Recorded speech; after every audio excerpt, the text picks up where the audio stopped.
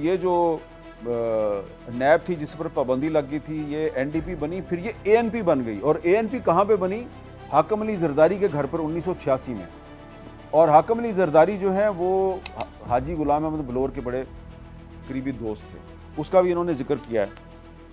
और एक और अहम बात यह है कि फिर 1983-84 में एमआरडी बन गई, और वही पीपल्स पार्टी जिसने वली खान को जेल में डाला था, बलोर साहब को जेल में डाला था, फिर उसी पीपल्स पार्टी के साथ मिलकर इन्होंने जनरल ज़िया-उल हक के दौर में तहरीक बहाली जमहूरियत चलाई। और फिर 1988 में जब जनरल ज़िया-उल हक के इख्तियार के हादसे में अपनी जान से चले गए, तो उसके बाद इलेक्शन हुआ, और इलेक्शन के बाद फिर जो एमआरडी के इत्तेहादी थे ये बिखर गए। बेनज़ीर भुट्टो साहबा जो है वो प्राइम मिनिस्टर बन गई, 20 महीने के बाद उनकी वो हुकूमत भी डिसमिस हो गई। फिर 1990 का इलेक्शन हुआ, तो 1990 के इलेक्शन में जो वली खान है वो कौमी असम्बली का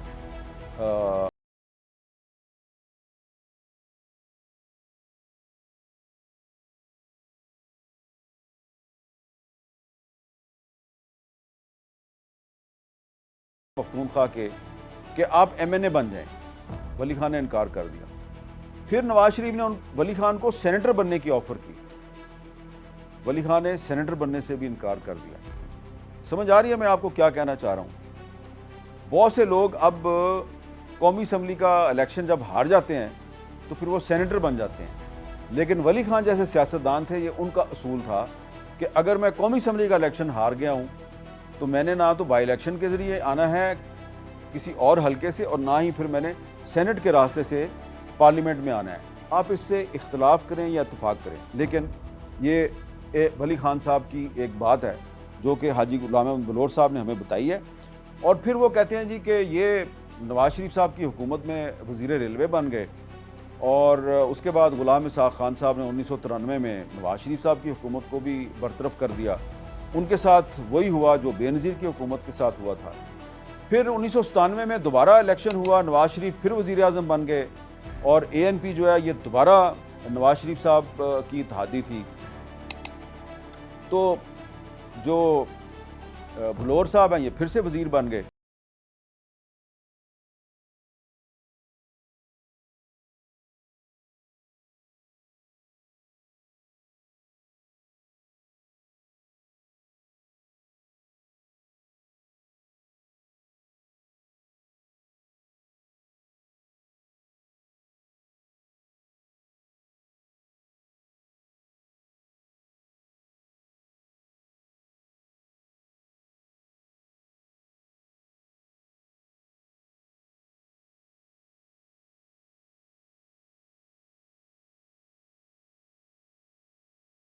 हाजी गुलाम अहमद बलोर को ये कहा कि हाजी साहब क्यों ना हम मिलकर पाकिस्तान में सदारती निज़ाम ले आए,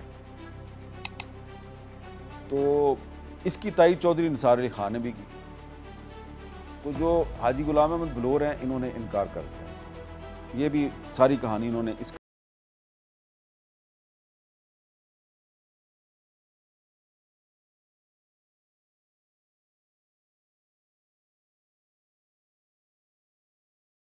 लावतन हो गए, सऊदी अरब चले गए। बेनज़ीर भुट्टो साहबा जो हैं वो नवाज शरीफ के दौर में ही पाकिस्तान से बाहर चली गई थी, वो दुबई में थी। तो फिर बलोर साहब जो हैं ये सऊदी अरब गए, जद्दा में जाके इन्होंने नवाज शरीफ और शहबाज शरीफ से मुलाकात की और उनसे कहा यार आप बेनज़ीर भुट्टो के साथ मिलकर बहाली जमहूरियत की तहरीक चलाएँ।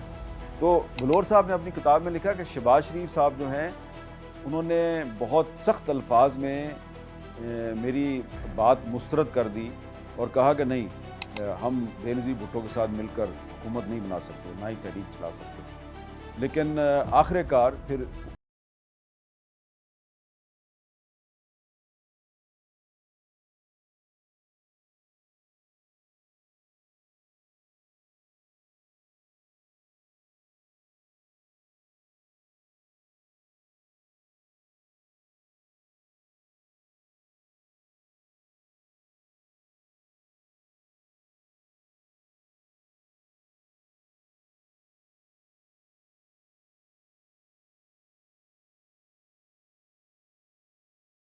हैं वो अपनी इस किताब में कहते हैं कि इस्टेब्लिशमेंट जो है, ख़ास तौर पे जो माजी के फ़ौजी डिक्टेटर हैं, उन्होंने सियासतदानों को आपस में लड़ाया, एक दूसरे के ख़िलाफ़ इस्तेमाल किया और उससे उन्होंने अपनी ताकत में इजाफ़ा किया। एक और बात मैं आखिर में आपको बताना चाहता हूँ, इस किताब में मैं क्यों नहीं टूटा। एक तो इसमें बलोर साहब जो हैं, उन्होंने ये बताया कि हमने आइन और जमहूरियत के दफ़ा के लिए न सिर्फ मिलिट्री डिक्टेटर्स का मुकाबला किया, न सिर्फ इंतहा पसंद कूतों का, दहशत गर्दों का मुकाबला किया, बल्कि हमने जमहूरियत के दावेदार कुछ सियासतदान जो हुकूमत में आ गए, उनकी इंतकामी कार्रवाइयों का भी हमने मुकाबला किया, जिसका उन्हें ज़्यादा नुकसान हुआ। लेकिन वो इसमें बताते हैं कि जिस तरह वली खान ने जनरल ज़िया-उल हक की तरफ से वज़ीर आज़म बनने की पेशकश ठुकराई, इसी तरह 1972 में बलोर साहब ने एक वाक़या लिखा है कि इनको भेजा गया कि आप बादशाह खान को अफ़गानिस्तान से वापस लेके आएँ। तो ये गए, जलालाबाद गए और बादशाह खान से कहा जी कि आइए पाकिस्तान वापस।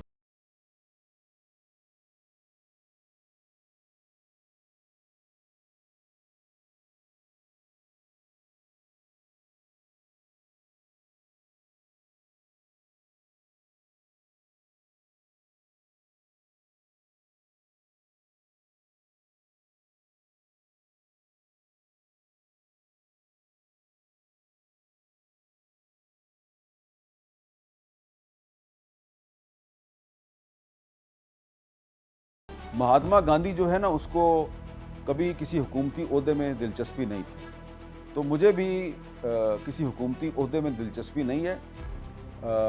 आप इंडिया में काम कर रहे हैं और मेरी नेक तमन्नाएं आपके साथ हैं। मेरी ज़रूरत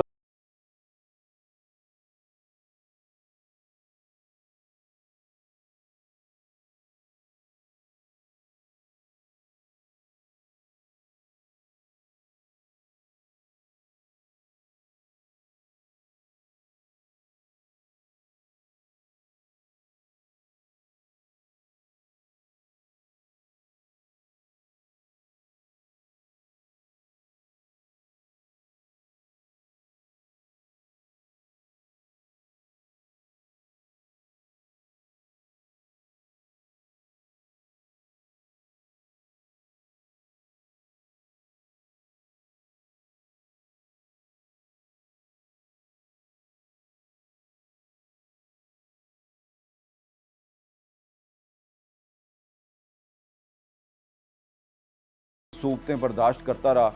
और जो हाजी गुलाम अहमद बलोर साहब हैं, ये एक्चुअली इनकी किताब के टाइटल पे आपको बादशाह खान की तस्वीर नज़र आती है। तो ये अपने आप को बादशाह खान का फॉलोअर कहते हैं, जो कि अदम तशद्दुद के पैरोकार थे। और ये किताब पढ़ने के बाद जो तासुर पैदा होता है, वो ये तासुर पैदा होता है कि अगर 1973-74 में बलूचिस्तान में जो नैब की हुकूमत थी, उसको बरतरफ ना किया जाता और नैब की हुकूमत बलूचिस्तान में और खैबर पख्तूनख्वा में अपना वक्त पूरा करती और फिर 1977 में दोबारा इलेक्शन होता, तो शायद जुल्फ़िकार अली भुट्टो जो हैं, वो दोबारा दूसरी मरतबा प्राइम मिनिस्टर बन जाते। पंजाब में भी उनकी हुकूमत आ जाती, सिंध में भी उनकी हुकूमत आ जाती और बलूचिस्तान और खैबर पख्तूनख्वा में नैब की हुकूमत आ जाती। तो हाजी बलोर साहब कहते हैं कि भुट्टो साहब जो हैं, उनको मज़ीद 5 साल मिल जाते और इस तरह से अगर वो हमारे साथ लड़ाई ना करते, ना वो फांसी पे चढ़ते, ना पाकिस्तान में मार्शल लॉ लगता।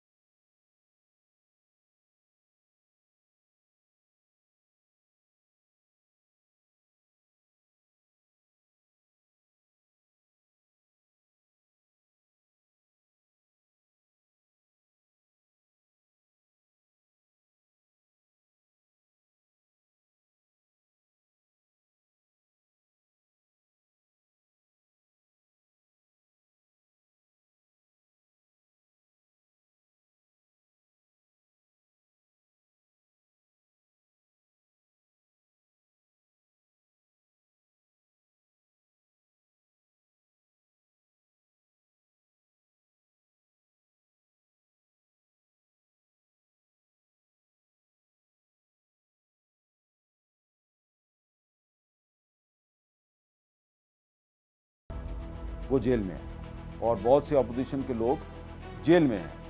तो हाजी गुलाम अहमद बलोर ने अपनी किताब में अपने पिछले 50 साल के जो मुशाहिदात हैं लिखे हैं, तो उनको पढ़ के ऐसा लगता है कि पाकिस्तान आज भी वहीं पे खड़ा है जहां 50 साल पहले खड़ा था, और आज भी रियासती ताकत का गलत इस्तेमाल हो रहा है। आज भी सियासी इंतकाम जो है उसको एक टूल बनाकर लोगों को जेलों में डाला जा रहा है, झूठे मुकदमात बनाए जा रहे हैं और माजी की गलतियों से सबक